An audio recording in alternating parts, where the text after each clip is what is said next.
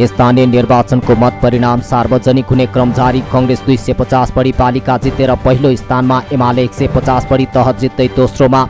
गत वैशाख 30 गते सम्पन्न स्थानीय तह निर्वाचनको अन्तिम मत परिणाम सार्वजनिक हुने क्रम जारी छ। बिहिबार साँझसम्म देशभरका 753 पालिका मध्ये 80% को पूर्ण नतिजा सार्वजनिक भएको छ, जसमध्ये सत्तारूढ गठबन्धनको मुख्य घटक नेपाली कांग्रेसले सबैभन्दा धेरै करिब 260 स्थानीय तहको नेतृत्वमा जित दर्ता गरेको छ। उसले 240 स्थानीय निकायमा उपप्रमुख तथा उपाध्यक्ष पद जितेको छ। कांग्रेसले 2272 वडा अध्यक्ष जित्दा 2232 महिला सदस्य र 2177 दलित महिला सदस्य जितेको छ। त्यस्तै कांग्रेसले 4500 बढी सदस्य जितेको छ। दोस्रो स्थानमा रहेको नेकपा एमाले देशभर 164 बढी स्थानीय निकायमा नेतृत्व जितेको छ। उसले 240 स्थानीय तहमा उपप्रमुख तथा उपाध्यक्ष जितेको आयोगले जनाएको छ। एमाले 1800 बढी वडा अध्यक्ष, 1965 महिला सदस्य, 1930 दलित महिला सदस्य तथा करिब 4000 सदस्य जितेको छ। तेस्रो स्थानमा रहेको नेकपा माओवादी केन्द्रले पनि 105 बढी स्थानीय तहमा नेतृत्व जितेको छ। उसले 114 पालिकामा उपप्रमुख तथा उपाध्यक्ष पद जितेको छ।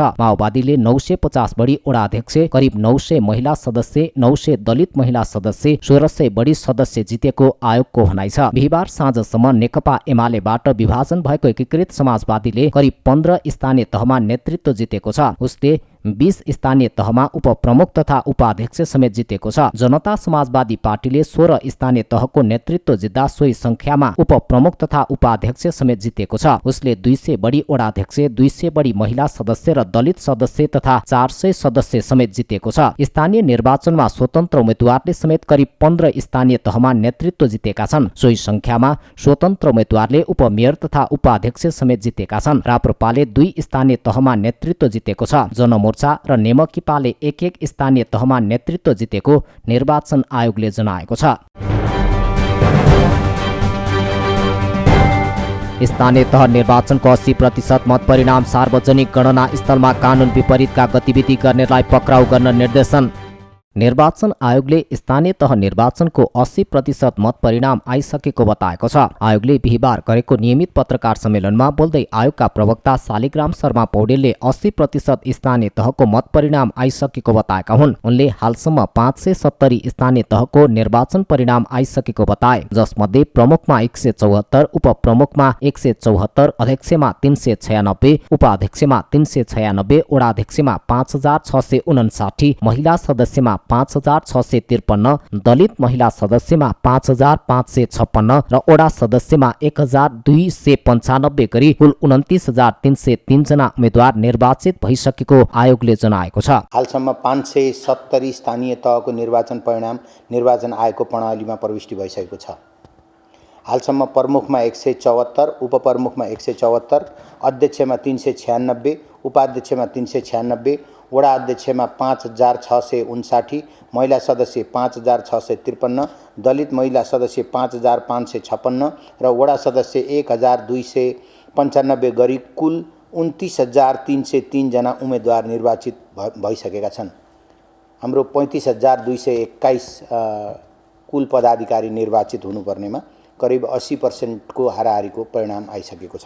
वैशाख 30 गते स्थगित भएको अछामको साफे बगरमा जेठ 6 गते पुनः मतदान हुने कार्यक्रम छ। त्यसैगरी उदयपुरको त्रियुगा नगरपालिका वडा नम्बर 12 र बाजुरा जिल्ला बुढीगंगा नगरपालिकाको सम्बन्धमा आयोगबाट निर्णय हुन बाँकी रहेको छ। प्रवक्ता पौडेलले पुनः मतदान भएका मतदान केन्द्रको हकमा मतपेटिका प्राप्त भएको बढीमा 4 दिनभित्र मतगणना कार्य सम्पन्न हुने बताए। आयोगले निर्वाचनको क्रममा मतदान स्थलमा कानुन विपरीत गतिविधिमा संलग्नलाई पक्राउ गरी कारबाही गर्न देशभरका प्रहरी कार्यालयलाई निर्देशन दिएको छ। स्थानीय तह निर्वाचनमा गठबन्धन सफल भएको माओवादीको निष्कर्ष। चुनावी परिणामपछि एकीकृत समाजवादी गठबन्धन प्रति असन्तुष्ट। नेकपा एकीकृत समाजवादीका सांसद मेटमणि चौधरीले 5 दलीय गठबन्धनमा इमान्दारिता नदेखिएको बताएका छन्। बिहिबार प्रतिनिधि सभा बैठकमा सहभागी हुन संसद भवन पुगेका सांसद चौधरीले नेपाली कांग्रेसले जवाफदेहिता र इमान्दारिता देखाउन नसकेको बताएका हुन्। माओवादी पार्टी व्यापारिक मानिसहरूले जस्तै फाइदा हुने तर्फ मात्र ढल्केको उनले आरोप लगाए। निर्वाचन मत परिणामबाट आफूहरू सन्तुष्ट हुन नसकेको उनको भनाइ छ। चुनावी मत परिणामलाई हामीले खास सेटिस्फाइड छैनौँ। अब जुन तरिकाले पाँच दलीय गठबन्धनमा इमान्दारिता हुनुपर्थ्यो, त्यस्तो देखिएन। खास गरेर अब नेपाली काङ्ग्रेसले जुन तरिकाको जवाबदेहिता इमान्दारिता देखाउनु पर्थ्यो त्यो देखाउन सकेन। अब माओवादी पार्टीले आफूले एउटा बिजनेसम्यानको जस्तै चार पैसा फाइदा कता हुन्छ उतैतिर ढल्किने। अब यहाँसम्म कि कुनै ठाउँमा एमालेसँग समेत समन्वय गर्यो, काङ्ग्रेसले पनि त्यो खालको बिहेभ गर्यो। त्यसैले राजनीतिमा इथिक्स नभएपछि अब इथिक्स भएका राजनीतिक दलले इथिक्स नभएका राजनीतिक दलसँग कोर्डिनेसन गरेर अप्ठ्यारै हुन्छ। सांसद चौधरी कांग्रेस र माओवादी सचिवमा मात्र गठबन्धनलाई अगाडि बढाउन सकिने बताउँछन्। नैतिकताको राजनीति नगर्ने र भनेका कुरा नगर्ने पार्टीहरूसँग अगाडि जान नसकिने उनले बताए। गठबन्धन त माओवादी र नेपाली काङ्ग्रेसको बिचमा गठबन्धन भएको हो। अब हामी त धेरै ठाउँमा सिङ्गलै चुनाव लडेका थियौँ, त्यसैले गठबन्धन अब सफल भएको त मान्ने कुरै भएन। अब यसलाई करेक्सन काङ्ग्रेस र माओवादीले आफूलाई करेक्सन गर्न ठाउँमा पुगे भने अथवा एक्सक्युज गरे भने अब ठिकै छ, फेरि पनि अगाडि जान सकिन्छ। नभए अब यस्तो फटागिरी अथवा इथिक्सको राजनीति नगर्ने, जे भनिन्छ त्यो नगर्ने भएपछि अब त्यस्ता राजनीतिक दलसँग कसरी अगाडि जान सकिन्छ। सांसद चौधरीले स्थानीय तह निर्वाचनमा नेपाली कांग्रेस र नेकपा माओवादी केन्द्रका बीचमा मात्र गठबन्धन भएको जिकिर गरे। 5 दलीय गठबन्धनलाई सफल भएको मान्न नसकिने उनको भनाइ छ। स्थानीय तह निर्वाचनमा पार्टीको जनमत यथावत रहेको एमाले नेताको दाबी, सरकारले सत्ताको दुरुपयोग गरेको आरोप। नेकपा एमालेका उपमहासचिव प्रदीप गेवालीले स्थानीय तह निर्वाचनमा पार्टीको जनमत यथावत रहेको बताएका छन्। संसद भवनमा उनले अन्य पार्टीसँग थोरै मत अन्तर रहेको ठाउँहरूमा गठबन्धनका कारण आफूहरूको पराजय भएको बताएका हुन्। उनले एमालेको 48 सालदेखि आएको जनमत यस निर्वाचनबाट पनि तलमाथि नभएको उल्लेख गरे। हामी समग्र देशैभरिको तथ्यहरू सङ्कलन गरिरहेछौँ।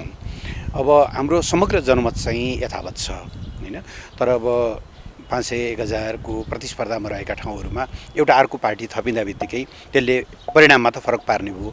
हाम्रो जुन औसत जनमत हो, लोकप्रिय मत, नेकपा एमाले करिब 48 सालको निर्वाचनदेखि नै कन्स्ट्यान्टली राखिरहेको छ। त्यो मतमा चाहिँ प्रारम्भिक ट्रेन्डहरू हेर्दा हाम्रो जनमतमा चाहिँ तलमाथि भएको म देख्दिनँ। उनले कतै कतै पार्टीको आन्तरिक कारणले पनि पार्टीले हारेको भन्दै त्यसको समीक्षा गर्ने बताए। उपमहासचिव गेवालीले संसदको यस अधिवेशनमा संवेदनशील खालका विधेयकहरू टुङ्ग्याउनु पर्ने र त्यसमा एमालेको सहयोग हुने बताए। यो संसद पुनर्स्थापना भइसकेपछिको करिब 1.5 महिना हामीले एकदमै प्रभावकारी ढङ्गले नै सहयोग गरेका थियौँ सरकारलाई। पोहोर साल साउन 3 गते पहिलो बैठक बसेको थियो। भदौ 23 मा बन्द हुनुभन्दा अगाडिसम्म चाहिँ हाम्रो एकदमै रचनात्मक सहयोग थियो। अब विधेयक ल्याउने कुरा चाहिँ सरकारको बिजनेसको कुरा हो। उसले ल्यायो भने पहिलो त उहाँहरूसँग आफै बहुमत छँदैछ, पास गर्नलाई केही समस्या कुरा भएन।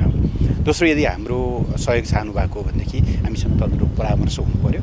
हामीले चाहिँ मुख्य र अलिक संवेदनशील खालका विधेयकहरू छिटो टुङ्गो हुन् भन्ने चाहन्छौँ। उनले एकीकृत समाजवादी तथा सभामुख र अदालतले बचाइदिएको भए पनि जनताले नबचाइदिएको टिप्पणी गरे। एमालेका सांसद भीम रावलले एमालेको विभाजन चुनावमा हारको कारण भएको बताए। पार्टीहरू पनि जनताले हेर्ने दृष्टिकोण र वितृष्णा र पार्टीभित्रै अन्तर्घात पनि हारको कारण रहेको उनको भनाइ छ। अब नेकपा एमालेको हकमा विभाजनदेखि लिएर अरू धेरै कुराहरूलाई हामीले चर्चा गर्नुपर्ने हुन्छ। त्यसको साथसाथै नेपालमा जुन राजनीतिक दलहरूप्रति लामो समयदेखि जनतामा रहेको वितृष्णा, त्यो पनि विभिन्न ठाउँमा जस्तो राजधानी काठमाडौँमा, सुदूरपश्चिमको राजधानी धनगढीमा, जनकपुरको राजधानीमा यो प्रकट भएको छ। त्यसकारण यसलाई पार्टीहरूप्रति जनताले हेर्ने दृष्टिकोण र त्यसप्रति रहेको मानिसहरूको वितृष्णा, त्यसको साथसाथै पार्टीहरूभित्र रहेका घात र अन्तर्घात, यी विभिन्न कोणबाट केलाउनु पर्ने हुन्छ। एमाले सांसद योगेश भट्टराईले सत्ता गठबन्धनले एमालेका विरुद्ध राज्य सत्ताको दुरुपयोग गरेको आरोप लगाए। पार्टी हारको कारण उम्मेद्वार छनौटमा कमजोरी हुनु रहेको उनको भनाइ छ। कतिपय ठाउँहरूमा पार्टीलाई जिताउन नलागी विरोधीहरूलाई जिताउन साँठगाँठ गरिएको पनि उनको आरोप छ। यसपटकको निर्वाचन हेर्दाखेरि मूलतः नेकपा एमालेको विरुद्धमा जुन गठबन्धन बनाइयो, नम्बर 1। नम्बर 2, नेकपा एमालेका विरुद्ध राज्य सत्तालाई जसरी म चाहिँ एमालेका विरुद्ध दुरुपयोग गर्यो, पुलिस प्रशासनदेखि लिएर कर्मचारी तन्त्रदेखि लिएर अरू विभिन्न निकायहरूलाई यो परिस्थितिमा नेकपा एमाले जुन परिणाम ल्याएको छ यो कुनै निराशाजनक परिणाम होइन होइन। आन्तरिक पनि हुन्छन्, कुनै पनि कुरामा बाह्य पनि हुन्छ, आन्तरिक पनि हुन्छ। अब मैले बाह्य कारणहरू भने तपाईँलाई गठबन्धनको कुरा हो, सत्ताको दुरुपयोगको कुरा हो। अब आन्तरिक हिसाबले विशेष गरेको त अब उम्मेदवार छनौटमा कतिपय ठाउँमा हाम्रो गल्ती भएको देखिन्छ होइन, त्यसलाई सच्याउनु पर्ने हुन्छ। त्यस्तै अब पार्टीले उम्मेदवारी दिइसकेपछि त्यो उम्मेदवारको पक्षमा जसरी पार्टी पङ्क्ति युनिफाइड हुनुपर्ने हो, एकताबद्ध भएर लाग्नुपर्ने हो, कतिपय ठाउँमा त्यो देखिएन। एमालेकै पनि कतिपय ठाउँमा बागी उम्मेदवारहरू देखिए होइन, आफ्नो उम्मेदवारलाई मत नहाल्ने, विरोधी उम्मेदवारसँग साँठगाँठ गर्ने, यस्ता खालका प्रवृत्ति पार्टीभित्र पनि देखिएका छन्। यसलाई हामीले समीक्षा गर्नुपर्छ। सांसद भट्टराईले काठमाडौँ महानगरपालिकामा कांग्रेस एमाले लगायतका ठूला दलहरूलाई चुनौती दिँदै स्वतन्त्र उम्मेद्वारको मत बढी आउनु दलहरूको निम्ति खतराको घण्टी भएको टिप्पणी गरे। नेकपा एमालेका सांसद रामवीर मानन्धरले काठमाडौँ महानगरपालिकामा विगत 5 वर्षमा भ्रष्टाचार, अनियमितता र ढिलासुस्ती मौलाएका कारण जनताले राजनैतिक दलहरूलाई भोट नदिएको बताए। 5 वर्षसम्म जनताले के सोच्यो भने आफूले गरेर के काम परेर वडामा जाँदाखेरि त्यहाँ ढिलासुस्ती, भ्रष्टाचार, के अनियमितता होइन, सबै कुराहरूमा दुःख पायो सबै जनताले। अनि यो पार्टीका चाहिँ मान्छेहरूले चाहिँ हामीलाई दुःख दियो भन्ने एउटा चाहिँ जनतामा चाहिँ मैले सुनेको आभास चाहिँ पाएँ। र त्यस कारणले गर्दाखेरि यो पार्टीमा लागेका चाहिँ वडाध्यक्ष मेयरहरूले चाहिँ हामीलाई दुःख दिएको कारणले गर्दाखेरि एकपटक हेरौँ त यो पार्टीभन्दा चाहिँ यो स्वतन्त्र चाहिँ कस्तो हुँदो रहेछ भने यो टेस्टको रूपबाट चाहिँ गरेको जस्तो मलाई फिलिङ लाग्यो। अन्तर्घात भनेको के भने, अन्तर्घात भनेको आफूले पर्ने घाउ हो त्यो होइन। अन्तर्घात भनेको अब भोट चाहिँ के, अब यति 2-4 जनाको चाहिँ भोट हो र अन्तर्घात भनेको 200-400ले चाहिँ हार जित भाव हो र। त्यसकारण हजारौँ होइन लाखौँ जनताको चाहिँ मतलाई चाहिँ अन्तर्घात भन्छ भने अन्तर्घात स्वीकार्नुपर्छ। फेरि सांसद मानन्धरले लाखौं जनताले स्वतन्त्र उम्मेद्वारहरूलाई मत दिइसकेपछि त्यसलाई पार्टीभित्रको अन्तर्घातको कारण त्यसो भएको भन्न नमिल्ने बताए। निर्वाचनमा खटिएका कर्मचारी र सुरक्षाकर्मीलाई सरकारको धन्यवाद। मृत्यु भएकाहरूलाई क्षतिपूर्ति छिट्टै उपलब्ध गराउन गृहमन्त्रीको निर्देशन। सरकारले स्थानीय तह सदस्य निर्वाचन 2079मा खटिएका सम्पूर्ण सुरक्षाकर्मी र कर्मचारीलाई धन्यवाद दिएको छ। वैशाख 30 गते देशैभर एकैसाथ सम्पन्न भएको स्थानीय तह निर्वाचन 2079मा खटिएका कर्मचारी र सुरक्षाकर्मीको सहयोग अतुलनीय भएको भन्दै सरकारले धन्यवाद दिएको हो। बिहिबार सिंहदरबारमा बसेको राष्ट्रिय सुरक्षा समितिको बैठकमा सरकारको तर्फबाट गृहमन्त्री बालकृष्ण खाँडले निर्वाचनमा खटिएका सम्पूर्ण सुरक्षाकर्मी र कर्मचारीलाई धन्यवाद दिएको गृह मन्त्रालयका सहसचिव फणीन्द्रमणि पोखरेलले बताए। हामीले वैशाख 30 गते एकै चरणमा निर्वाचन सम्पन्न गर्दाखेरि अब हामीले निर्वाचनमा धेरै मात्रामा हाम्रो सुरक्षाकर्मी, खास गरी नेपाल प्रहरी, सशस्त्र प्रहरी, नेपाली सेना, म्यादी प्रहरी खट्नुभयो, राष्ट्रिय सेवा कर्मचारीहरू खट्नुभयो र यसमा होल अफ द नेसन नै खटेको छ। राज्य नै चुनाव निर्वाचनमय भएको छ। त्यस सन्दर्भमा हामीले गरेका काम कारबाही बारेमा छलफल भएको थियो र त्यसमा सबैबाट सक्रिय सहयोग भएको र सक्रियतापूर्वक सबै लाग्नुभएको, सबैलाई धन्यवाद व्यक्त गर्ने कामहरू भयो। र निर्वाचनको क्रममा हाम्रा केही सुरक्षाकर्मीहरू घाइते हुनुभएको छ, केही मृत्यु हुनुभएको छ। उहाँहरूलाई छिट्टै शीघ्र स्वास्थ्य लाभको कामना र मृत्यु भएका घर परिवारमा एउटा संवेदना तथा राहत र क्षतिपूर्तिको प्रक्रिया शीघ्र अगाडि बढाइदिनु हुन भनेर सबै निकायलाई अनुरोध गर्ने काम पनि भयो। बैठकमा गृहमन्त्री खाँडले निर्वाचनको महत्त्वलाई बुझेर जनतालाई सहज ढङ्गले मतदान केन्द्रमा सुरक्षा दिनु चुनौतीपूर्ण रहेको बताए। बैठकले निर्वाचनको दिन मतपत्र र मतपेटिकाको सुरक्षा दिने विषय झनै चुनौतीपूर्ण रहेकाले त्यसमा सहजता दिन सहयोग पुर्याउने सबै निकाय र पक्षहरूलाई धन्यवाद दिएको हो। बैठकमा गृहमन्त्री खाँडले निर्वाचनका क्रममा घाइते भएकाहरूको शीघ्र स्वास्थ्य लाभको कामना एवं मृत्यु भएकाहरूप्रति समवेदना एवं परिवारजनलाई राहत तथा क्षतिपूर्ति प्रक्रिया शीघ्र अगाडि बढाउन निर्देशन दिएका छन्। प्रस्तावित राजदूतद्वय सुवेदी र पोखरेलद्वारा सुनवाई समितिमा कार्ययोजना पेश। अन्तर्देशीय सम्बन्ध सुधारमा भूमिका खेल्ने प्रतिबद्धता। साउदी अरेबियाका लागि प्रस्तावित राजदूत नवराज सुवेदीले साउदी अरेबियामा आफ्नै राजदूतावास भवन निर्माण गर्ने कार्यमा जोड दिने बताएका छन्। बिहिबार संसदीय सुनवाई समितिको सिंहदरबारमा बसेको बैठकमा आफ्नो योग्यता, कार्यक्षमता र कार्ययोजना पेश गर्दै प्रस्तावित राजदूत सुवेदीले साउदी अरेबियामा अध्ययन गर्न जाने विद्यार्थीहरूको छात्रवृत्ति कोटा बढाउन पहल गर्ने बताएका हुन्। उनले साउदी अरेबियासँगको सम्बन्धलाई थप सुदृढ बनाउने र लोकतान्त्रिक मानव अधिकारको पक्षमा पनि कुरा गर्ने बताए। प्रस्तावित राजदूत सुवेदीले जलवायु परिवर्तनको सम्बन्धमा पनि इन्टरनेसनल फोरम र साउदी अरेबियासँग छलफल गर्ने बताए। मक्का, मदिना र काउन्ट विश्वविद्यालय, यो यिनी विश्वविद्यालय अन्तर्गत खास गरेर मुस्लिम स्टडिजको लागि पनि नेपाली स्कलरहरू उहाँहरू इच्छुक हुनुहुँदो रहेछ, केहीले पढि पनि राख्नु भएको छ। त्यसको कोटा पनि अलिकति बढाउनुपर्छ भन्ने कुरा पनि आएको छ र त्यो बढाउने विषय पनि छात्रवृत्तिको कोठा बढाउन चाहिँ पहल गर्ने भन्ने कुराहरू रहेको छ। त्यसै गरेर यो खास गरेर हामीले जुन परिवर्तन ल्यायौँ 62-63 मुलुकमा, हामी एउटा मानव अधिकार लोकतन्त्रमा विश्वास गर्छौँ, हामी फेडरलिजममा विश्वास गर्छौँ र यो लोकतान्त्रिक जो पक्ष छ हाम्रो चाहिँ मानव अधिकारको पक्ष छ, यसको सन्दर्भमा पनि हामीले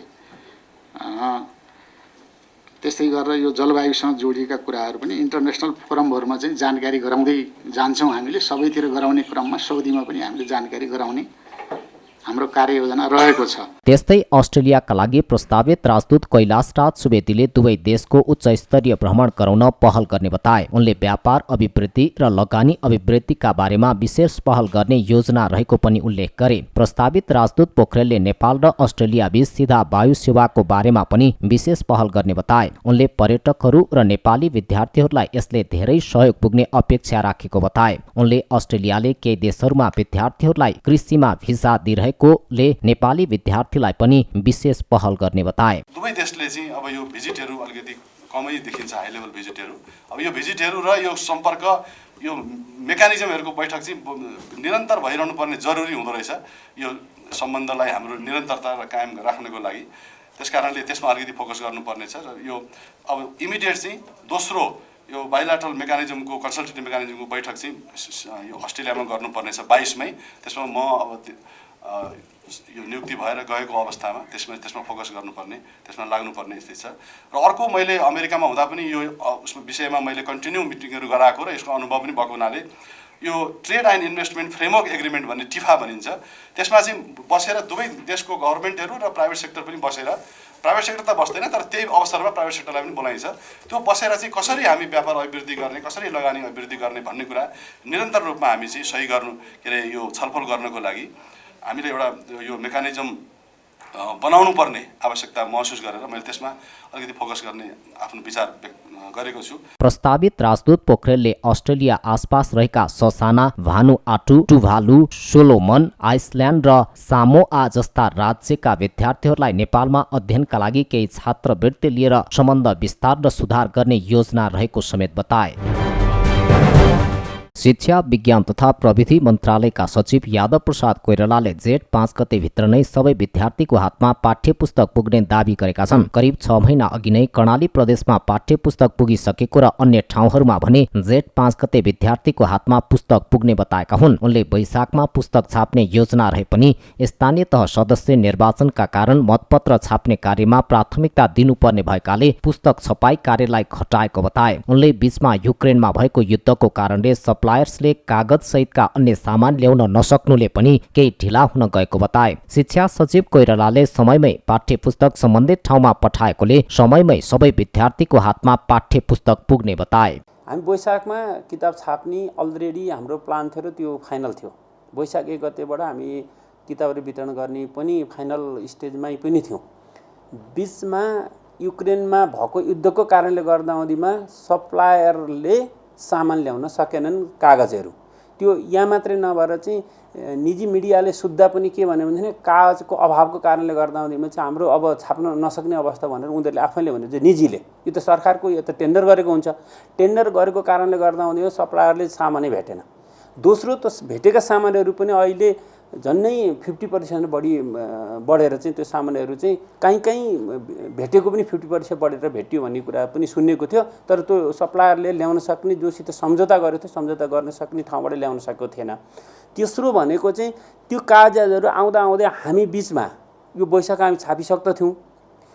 कारण के भइदियो भनेदेखि नि चुनावको मुखको कारणले गर्दा हुँदैमा फेरि हाम्रो चाहिँ त्यो सेक्युरिटी प्रिन्टिङ प्रेस लगायतका अरू प्रेसहरू पनि त्यसमा इङ्गेज हुनु पर्यो। सरकारले समयमै पाठ्यपुस्तक छपाई र वितरण गर्न नसक्दा कक्षा 1 देखि माध्यमिक तहसम्मका विद्यार्थीहरूले शैक्षिक सत्र सुरु हुँदा समेत पाठ्यपुस्तक पाउन सकेका छैनन्। विशेष गरी कक्षा 4, 7 र 9 को पाठ्यपुस्तक नयाँ लागू भएको छ, तर समयमा पाठ्यपुस्तक छाप्न नसक्नु र वितरण गर्न नसकेकोमा शिक्षक र विद्यार्थीहरू पाठ्यक्रमलाई कसरी अगाडि बढाउने भन्ने अन्योलमा छन्। विद्यालयहरूमा पाठ्यपुस्तक जेठको पहिलो हप्तासम्म पनि नपुग्नु शिक्षामाथि राज्यको हेलसेक्राइ भएको अध्यापकहरूको बुझाइ छ।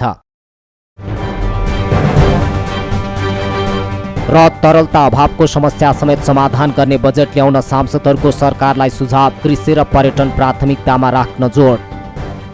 नेपाली कांग्रेसका सांसद डाक्टर मिनेन्द्र रिजालले पुँजीगत खर्च नहुनुमा अर्थतन्त्रमा रहेको संरचनागत समस्याले काम गरेको टिप्पणी गरेका छन्। प्रतिनिधि सभाको बैठकमा विनियोजन विधेयकका प्राथमिकता र सिद्धान्तको बारेमा आफ्नो धारणा राख्दै उनले पुँजीगत खर्च नहुने प्रवृत्तिको अन्त्यका लागि सरकारवाला एवं सांसद र अर्थ मन्त्रालय लगायतले सार्थक प्रयास गर्नुपर्ने बताए। शोधनान्तर घाटामा परेको प्रभावलाई कम गर्न देशभित्रै खाद्यान्न उत्पादनमा वृद्धि गर्नुपर्ने तथा उद्योग व्यवसायको प्रवर्धन, निजी सार्वजनिक साझेदारीका सम्बन्धमा स्पष्ट नीतिगत व्यवस्था गर्नुपर्ने बताए। उनले वर्तमान सरकारका कारण मात्र अर्थतन्त्रमा समस्या नआएको भन्दै प्रतिपक्षमा पुगेको तत्कालीन एमाले नेतृत्वको सरकारका कारण वैदेशिक ऋणमा वृद्धि भएको तथ्य नभुल्न आग्रह गरे। अहिले भर्खरै प्रतिपक्षमा पुगेको र बिस्तारै मानसिक रूपमा त्यो आफ्नो अवस्थालाई स्वीकार गर्दै गएको प्रमुख प्रतिपक्षले 7.5 महिनाको वस्तु र 6.5 महिनाको सेवा लाई पुर्याउने खालको विदेशी मुद्रा सञ्चिति आफैमा चाहिँ समस्या होइन, समस्या त्योभन्दा गहिरो समस्या छ। त्यसबारेमा मैले अघि नै इङ्गित गरिसकेँ। त्यो एउटा सरकार, आज बनेको सरकार 9 महिना अगाडि बनेको सरकारको कारण सृजना भएको समस्या होइन। अब यो दुष्चक्र बाहिरको नेपालको उत्पादनसँग नजोडेको अर्थतन्त्र दुष्चक्रबाट मुक्ति नपाउने हो भने ठुला सिद्धान्तको कुरा गरे पनि साना सिद्धान्तको कुरा गरे पनि कहीँ पनि पुगिन्छ जस्तो मलाई चाहिँ लाग्दैन। डाक्टर रिजालले स्रोत नभएको आयोजना कम्प्युटरमा गरिएको शिलान्यास, रेल तथा पानी जहाज, भ्यू टावर जस्ता विषय ल्याएर गलत संस्कारको अभ्यास गरेकाले पनि समस्या देखिएको स्पष्ट पारे। प्रमुख प्रतिपक्ष दलका नेता प्रधानमन्त्री छँदा त्योभन्दा अगाडि केही इमेजिनेटिभ कुराहरू गर्ने चलन गर्नुभयो, तर इमेजिनेटिभ कुरालाई बिस्तारै गर्न सकिँदैन भन्ने लागेपछि अनि आँखा चिम्लिएर जे बोलिदिए पनि हुन्छ भन्ने संस्कृति सुरु गर्नुभयो। राजमार्गका ठाउँ हवाईजहाज अवतरण गर्ने, रेल पानी जहाज कुराउने, अनि त्यो सबै गरेको हेर्नलाई भ्यू टावर बनाउने, अनि भ्यू टावर बनाएर नेपाली मात्रै हेरेर पुग्दैन भने विदेशका अतिथिहरूलाई लिएर आउनलाई विशेष किसिमको अतिथि गृहहरू निर्माण गर्ने, अनि सम्पन्न नभएका आयोजनाहरू उद्घाटन गर्ने। नेकपा एकीकृत समाजवादीका सांसद जीवनराम श्रेष्ठले काम नै नसकिएको धरहराको उद्घाटन गरिए पनि हालसम्म सञ्चालनमा आउन नसकेकोमा टिप्पणी गरे। धरहरा त बन्यो, उद्घाटन पनि भयो, तर त्यो धरहरा बनेर उद्घाटन भएर त्यो छेउमा बस्ने चिया पसलको एउटा सानो चिया पसल गर्नेको एउटा जीवनमा के रूपान्तरण आयो भन्ने कुरा चाहिँ नि त्यो महत्त्वपूर्ण कुरा हो। मलाई लाग्छ धरहरा बन्नु अगाडिको अवस्था र धरहरा बनिसकेपछिको अवस्थामा त्यो धरहरा वरिपरि बस्नेहरूको चाहिँ नि व्यापार व्यवसायमा के चाहिँ नि परिवर्तन आएको छ, त्यसले के प्रभाव पारेको छ भन्ने कुरा त्यो चाहिँ नि महत्त्वपूर्ण कुरा हो भन्ने मलाई लाग्छ।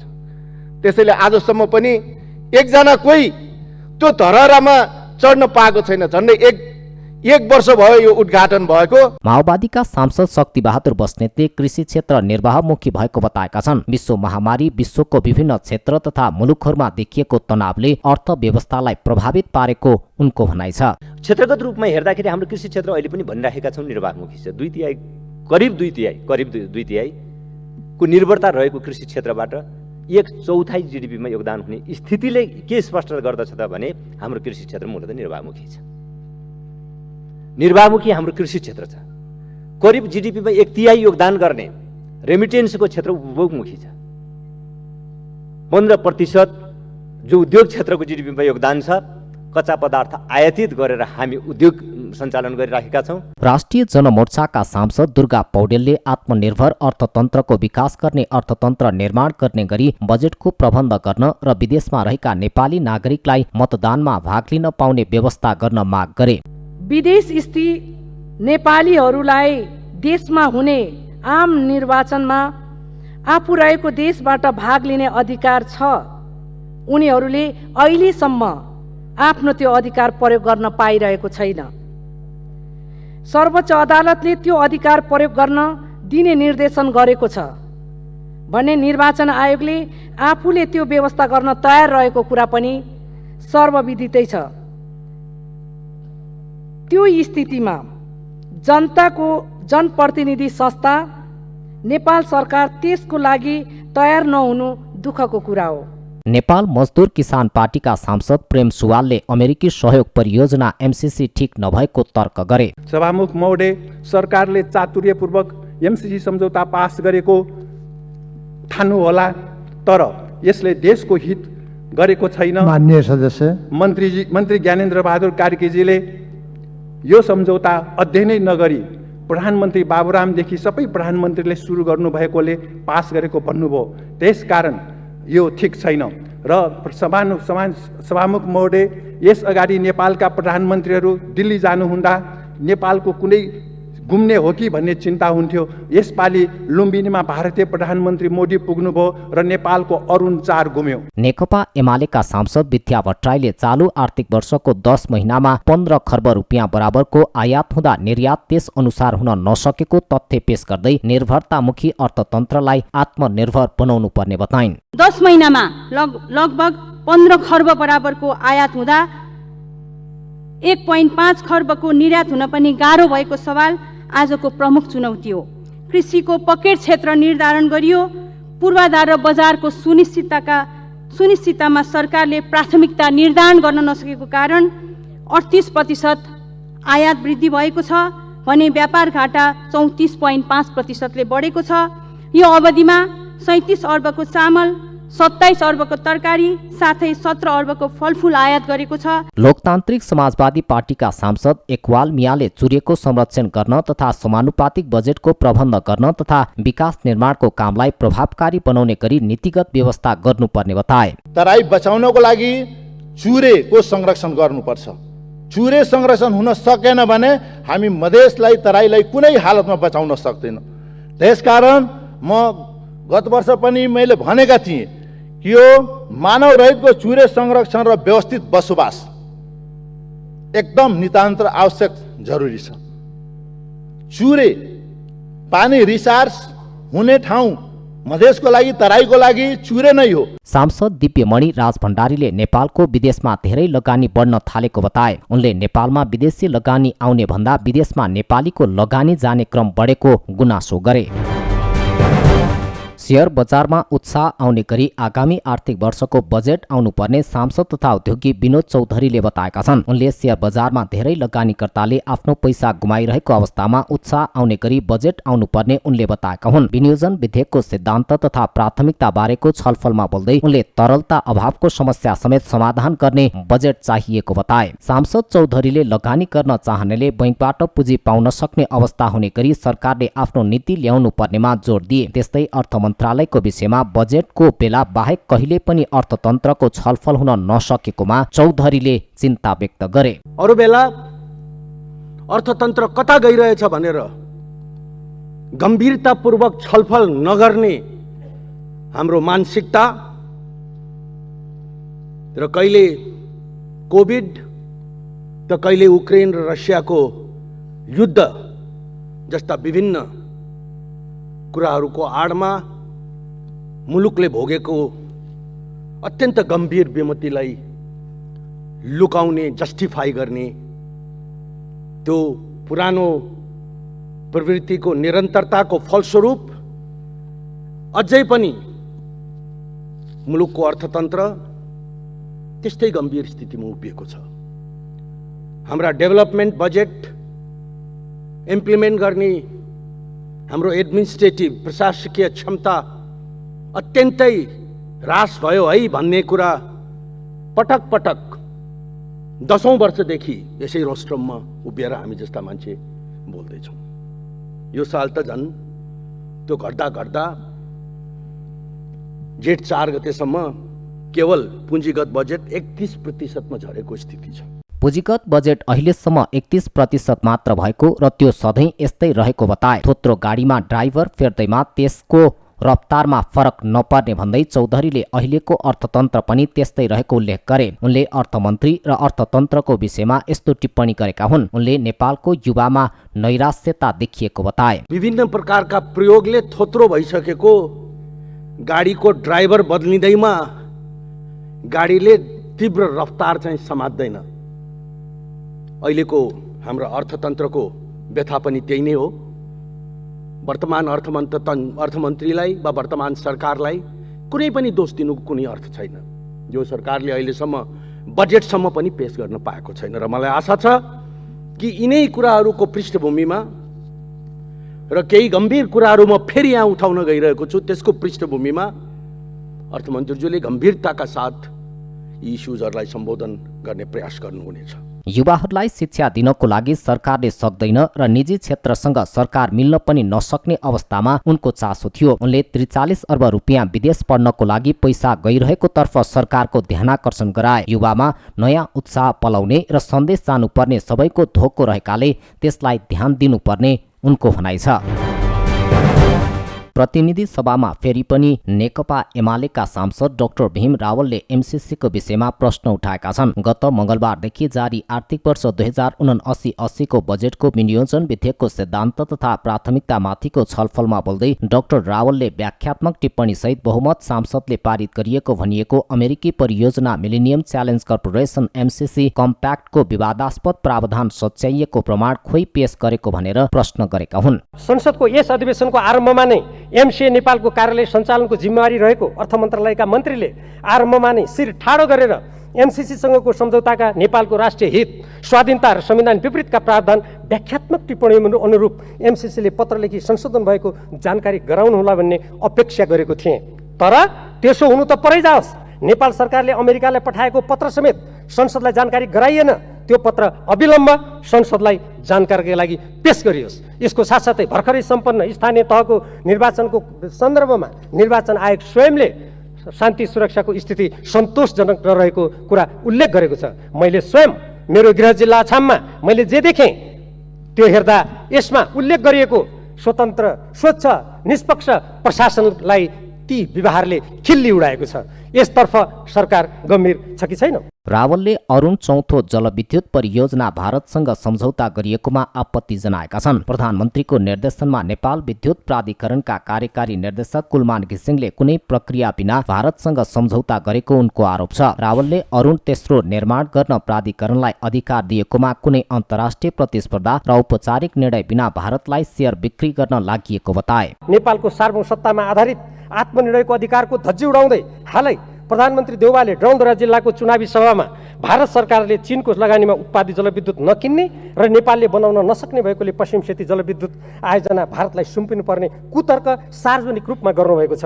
त्यसो भए नेपालको ऊर्जा उत्पादन अब नेपालले स्वतन्त्र राष्ट्रका रूपमा गर्न नसक्ने भयो त? यसका साथै नेपाल सरकारले अरुण चौथो जलविद्युत आयोजना निर्माण गर्न नेपाल विद्युत प्राधिकरणलाई अधिकार दिएकोमा नेपाल सरकारको कुनै औपचारिक निर्णय र अन्तर्राष्ट्रिय प्रतिस्पर्धा बिना प्राधिकरणका प्रमुख कुलमान घिसिङले भारतसँग शेयर बिक्री गर्ने राष्ट्रिय हित विपरीतको काम प्रधानमन्त्री देउवाको निर्देशनमा भारतीय प्रधानमन्त्रीको लुम्बिनी भ्रमणको बेला गर्नुभएको छ। एकातर्फ देशले भारतीय विद्युत ऊर्जा प्रति युनिट 32 रुपियाँसम्म खर्च गरी किन्ने, वार्षिक 800 मेगावाटसम्म भारतबाट विद्युत ऊर्जा आयात गर्ने, अर्कोतर्फ देशमा विद्युत बढी भएको हल्ला फिजाएर देशका रणनीतिक महत्त्वका नदीनालाहरू विदेशीको हातमा सुम्पिने नीतिमा परिवर्तन गर्ने कुरा प्रस्तुत सरकारी सिद्धान्त र प्राथमिकतामा कहीँ पनि भेटिएन। प्रधानमन्त्री शेरबहादुर देउवाले डडेलधुरामा चुनावी सभामा बोल्दै चिनिया लगानीको बिजुली भारतले नकिन्ने र नेपालले बनाउन नसक्ने भएकाले पश्चिम सेती भारतलाई दिनुपर्ने कुतर्क गरेको रावलले बताए। यो सरकारसँग देश जोगाउन कुनै चिन्तन र दृष्टिकोण नरहेको रावलले दाबी गरे।